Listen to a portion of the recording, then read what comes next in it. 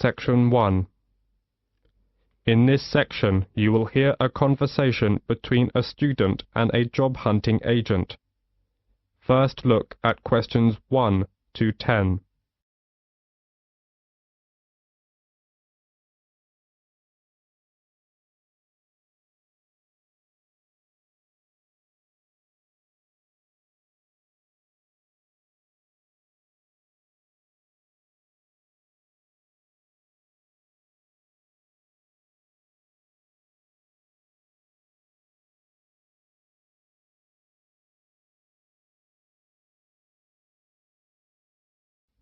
Now we shall begin. You should answer questions as you listen because you will not hear the recording a second time. Now listen carefully and answer questions 1 to 10. Section 1. Good morning. May I help you? Oh, good morning. Is this the Student Job Center? Oh, yes. I was wondering if perhaps you could tell me a bit about the job. You know, the hotel recruitment program that offers a range of work at the hotels in the area. Of course. Take a seat, please. I'll take you through some of what we have on offer. Thank you so much. Oh, wait a second and I'll get my pen. Okay. The first job is reception assistant at the Parkview Hotel. The Parkview Hotel has quite an international flavor, so you'll need to speak at least 2 foreign languages. Sure. I can speak fluent French and Spanish, so that's no problem. Good. And many guests, of course, travel by car, and you may have to take their vehicles around to the car park, so you will need to have a valid driving license, and you will not be allowed to do the job if you haven't. Okay, I got that. Right. And they also say that basic computer skills, such as word processing, would be an advantage, although this isn't a requirement. Well, I just got my computer skills certificate, so I have no worries about that. This is quite a varied job, and in fact, I should point out that at certain times of the day, it would involve heavy lifting when guest luggage arrives, or perhaps deliveries come in. Is that okay for you? Well, it's hard to say at this moment, but I'll bear that in mind when deciding whether to apply for this post. Sure. Another job is general assistant at the Lakeside Hotel. To be honest, the pay is rather low, but there are compensatory factors. For example, the hotel will provide you with all your meals while you're working, and they will also train you in all the aspects of the job and then issue you with a certificate, which, of course, could be very valuable to you in the future. Oh, that sounds great. Now, the third job on offer is catering assistant at Hotel 98's smart new premises.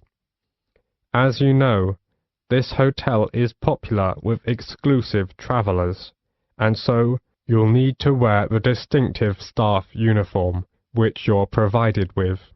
Don't consider this job unless you're fairly flexible about when you work, as the hotel will require you to work nights for this job, and you will need to travel to and from the hotel, as it is situated just outside the city. Well, I'm afraid I can't manage that because of the lectures.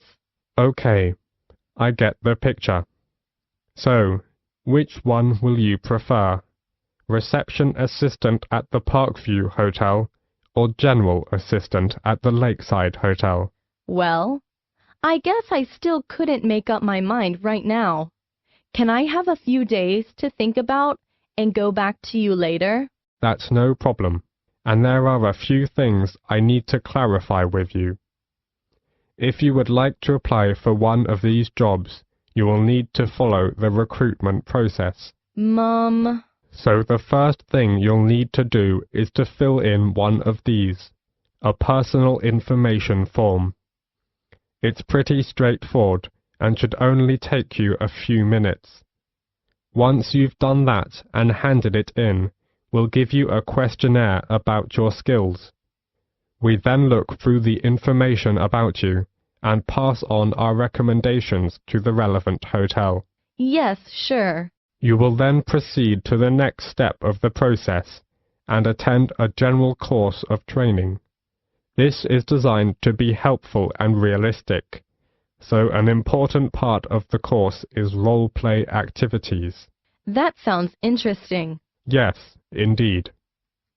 And after that, the final step is that you will be contacted by the hotel you're going to work for, and they'll post you a video about themselves and the work involved. Watching this will constitute further and specific training for your job. Oh, yes. I think I'm very clear now. Thank you for helping me. It's a pleasure. Bye. Bye. This is the end of section 1. You now have half a minute to check your answers.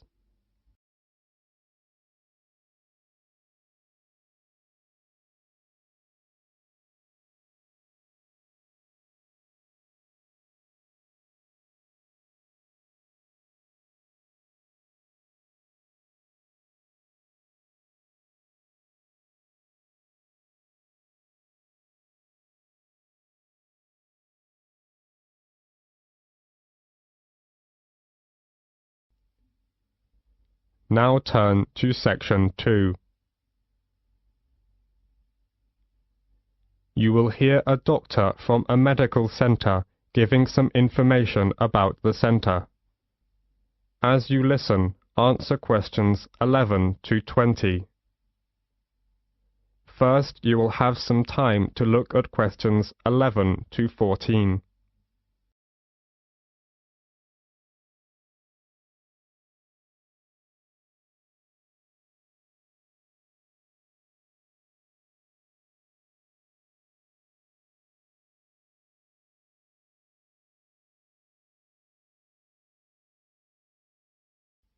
As you listen, answer questions 11 to 14.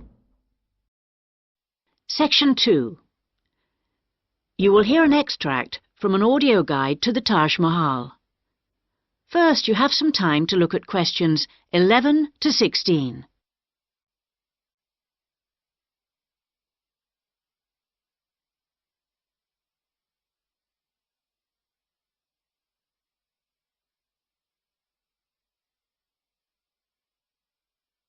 Now listen carefully and answer questions 11 to 16. Welcome to our audio tour of the Taj Mahal. The Taj Mahal is the most popular tourist attraction in India. It's also one of the most spectacular buildings of the world and is considered as a symbol of love. But how many people realize that it was actually built as a tomb or burial place for the emperor's wife? The Taj Mahal was built by the Mughal Emperor Shah Jahan to commemorate his beloved wife Mumtaz Mahal when she died, and although this was not his original intention, for he had planned to build a black marble tomb for himself, they both lie side by side in the tomb today. Emperor Shah Jahan's two greatest passions were architecture and jewelry, and both are represented here in all their splendor.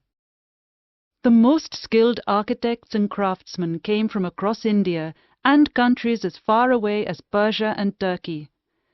Much of the structure was built in white marble that was carried by 1,000 elephants all the way from the Indian region of Rajasthan, some 300 kilometers away.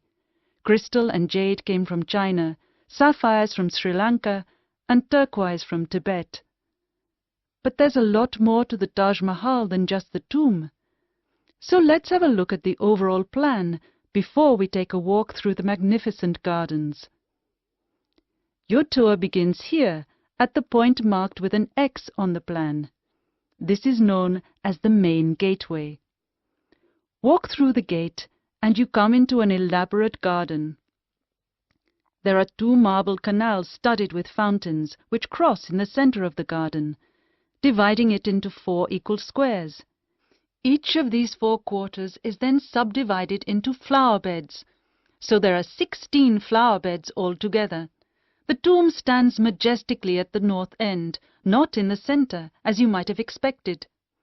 Instead, at the center of the garden, halfway between the tomb and the gateway, there's a raised pond which provides a reflection of the Taj Mahal. It's a magnificent sight. On either side of the tomb, there are buildings made of red sandstone. The one to the west, to the left on our plan, is a mosque.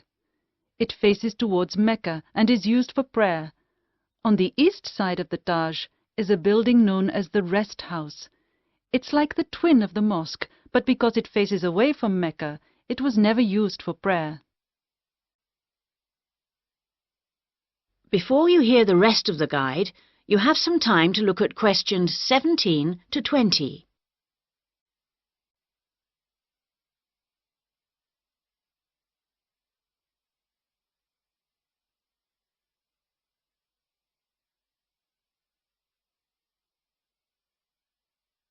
Now listen and answer questions 17 to 20. Many people have asked what the rest house was for. Was it a place for pilgrims to stay? Was it a meeting hall of some kind? Perhaps the most likely answer to this question is that its purpose is purely aesthetic, to act as a visual balance for the mosque and preserve the symmetry of the design of the whole complex. Let's have a look at some of the engineering features of the garden. For one thing, they require a constant supply of running water. When it was built, water was drawn from the river manually, using an elaborate rope and bucket system, pulled by a team of bullocks. The water was then brought through a broad water channel and held in a number of supply tanks. These tanks were at varying heights off the ground and were ingeniously designed to store the very large amounts of water required. Using an elaborate system of underground pipes, the water was then distributed from the supply tanks to each of the fountains. To ensure that the water pressure was the same throughout the garden, there was a copper pot under each fountain connected to the water supply. It was undoubtedly a brilliant system. That is the end of section 2. You now have half a minute to check your answers.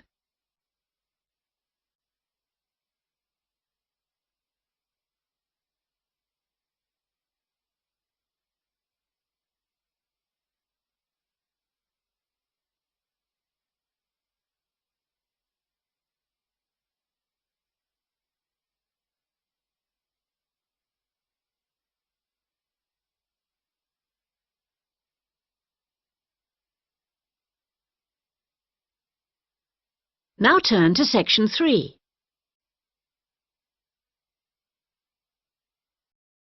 Section 3. You will hear a conversation about a student thesis. First, you have some time to look at questions 21 to 24.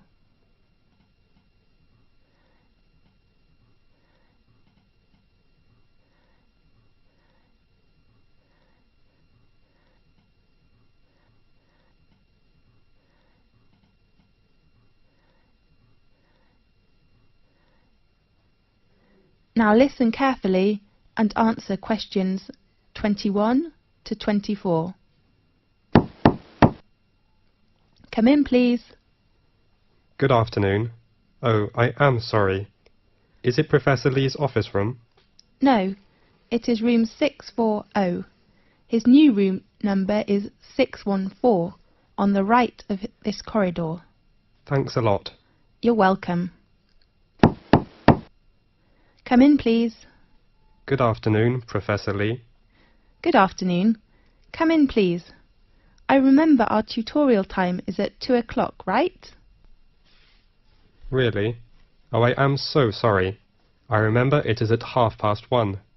So I go to common room to wait for 30 minutes, okay? No, I'm free now. Let's begin. I am so sorry. That doesn't matter. So, how about your work? In fact, Professor Lee, can I get an extension of time to hand in my work? I mean, I hope to extend my thesis deadline. James, you know extension is usually given only for medical or accident reasons. So what's your problem? You have a good beginning with your draft, isn't it right? Yes, well I'm having too many reading materials to read. Too many? How many? Besides academic journals, I have about 15 books to read next month. I don't think I can finish them. Oh, darling, you do not need to read them all. What do you mean? I mean, you can choose some parts of these books which can help your work. Really? Could you give me some suggestions? Sure.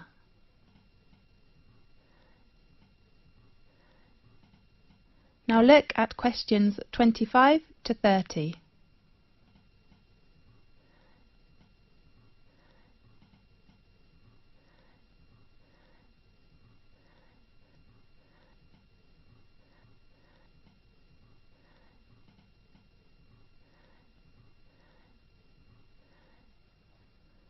Now listen carefully and answer questions 25 to 30.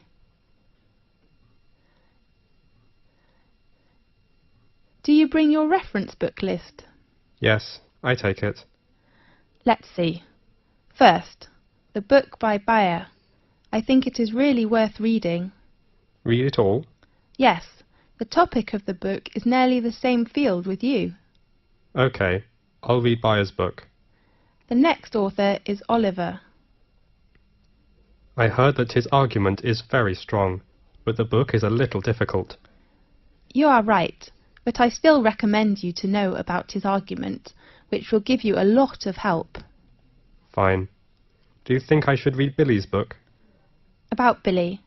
I have to say his work is very good, especially his research method, but you do not need to read it now. Right. The last author is Andrew. How about his book? In my opinion, the one by Andrew says the research findings. I mean, his last part is very excellent, clear and persuasive. I agree with you. I'm reading the book now. Great. How about others? I suggest you finish these books next month, and then we will talk about others, okay? Okay. Have you begun your research work? Yes. How are things going? That's okay, except the research method. What's wrong with the method? I have made some interviews, Yes. but I found they couldn't give me the data I need. Who are the interviewees? Some are our classmates, and others are schoolmates. Oh no. James, it's better for you to interview some professionals. Do you think it is better for me to change another research method, such as questionnaire? I don't think you will have enough time to design it and then analyze your research data. That will waste you a lot of time. You're right. And pay attention to your reference. Reference books? No, I mean you should make clearly about what reference books you read, and then write them after your thesis. Okay, I'll make them clear. Fine. I hope to see your work quickly. I hope too. Thanks for your help, Professor Lee. That's okay. See you next time. See you. This is the end of section 3. You now have half a minute to check your answers.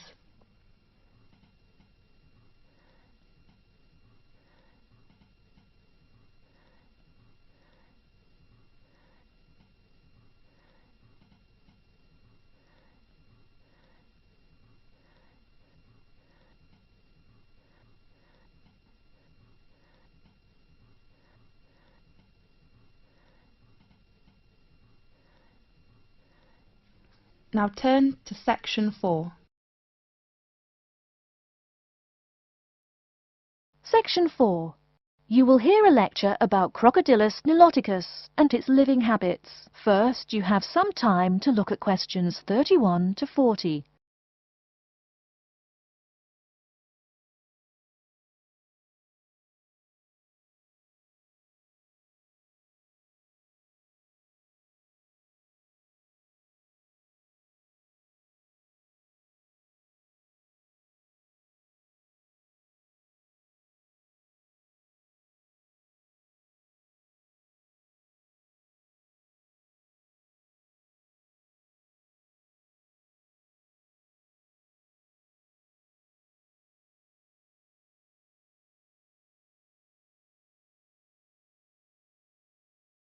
Now listen carefully and answer questions 31 to 40. Good morning. Today we will continue our study of Crocodylus niloticus by talking about its living habits. We've already discussed the evolutionary attributes that set it apart from its crocodile relatives. Does everyone remember that? Yes, it has an extremely narrow snout and 3 or 4 rows of protective scales on its back, as compared to 2 rows on other members of the Crocodylus genus. Let's take a look at how these carnivorous man-eaters live, where they live, and finally, whether they really deserve their vicious reputation. To start, I'd like to address a great question posed to me by a student during yesterday's office hours. We talked about the distribution of crocodiles in Africa and saw that they are highly concentrated in the south and west of the continent. This student noticed that on the map displaying the distribution of crocodiles across Africa, there were no crocodiles in the northern region, and found no mention in the literature of the existence of crocodiles in the north of Africa. Why might there be no crocodiles in North Africa? Let's save this question for later in the lecture. To find out more about the social habits of the African crocodile, one researcher named Tara Shine of the University of Ulster in Northern Ireland conducted a survey of the wetlands in Mauritania and received reports of 46 crocodiles living in one group, or float as we say when referring to crocodiles, though the usual number is a little less than half of that. In general, crocodiles are more highly concentrated in wet subtropical environments near bodies of water and rich vegetation. While South American crocodiles thrive in cool rainforests, the African crocodile is more equipped for heat. Though they can survive at the hot temperatures found in some deserts, they are not equipped to handle dry climates and thus cannot survive in places like the Sahara Desert of North Africa. As cold-blooded animals, crocodiles' core temperatures fluctuate from their average of 38 degrees Celsius as external conditions change. Thus, they need to avoid extreme temperatures. Others live an underwater life, keeping a body temperature close to that of the water. As their own unique method of regulating their body temperatures, some African crocodiles have made dens by digging holes in the ground to provide themselves with a cool, dark place to retreat from the hot African sun. Speaking of the hot African sun, let's go back to the question asked at the beginning of the lecture. We know that there used to be crocodiles in northern Africa, yet today there are none. What are some possible explanations for this? Some students have suggested that the African crocodile has evolved from a desert creature into a wetland creature, thus causing them to migrate south for more appropriate conditions. Others presume that the crocodile was hunted out of northern Africa by a fiercer predator. While these are intelligent guesses, the real story is a little bit different. The key to this migration is that the Sahara Desert did not always cover the north of Africa. About 8,000 years ago, the land was fertile wetlands, perfect for breeding crocodiles. Over time, though, the area dried out and the wetland slowly turned to desert, leading the African crocodile to migrate south to the marshlands they call home today. Some crocodiles did, however, adapt to living in dry conditions. In Mauritania, some crocodiles have learned to survive in an area where they can go up to 8 months with no water, by spending the driest of times in what's called a torpor, or short period of hibernation. To utilize every bit of rainfall, these desert crocodiles dig underground caves that collect runoff, thus staying cool and hydrated. During the mating period in November and December, males attract females to their viciously protected territory through a number of behaviors that range from snapping their jaws all the way to sending infrasonic pulses through the water. Afterwards, the female digs a hole up to 60 centimeters in depth to store the eggs for an 80-day incubation period.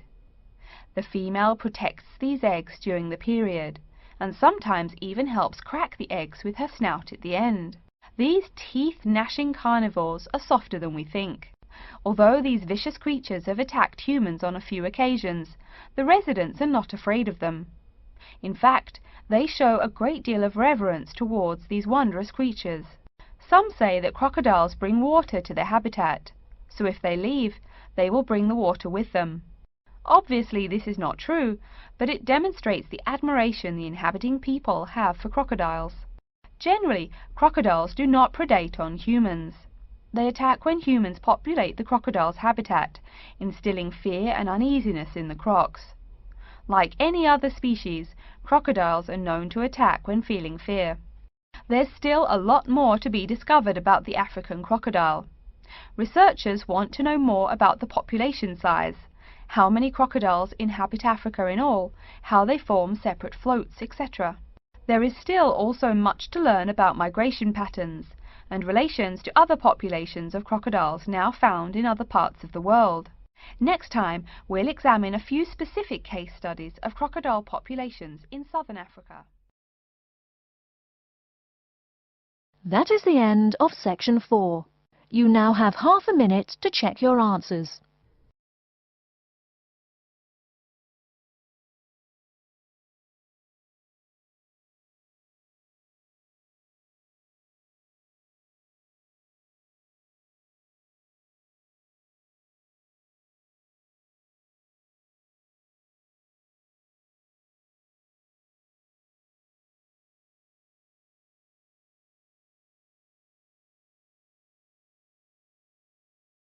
That is the end of the listening test.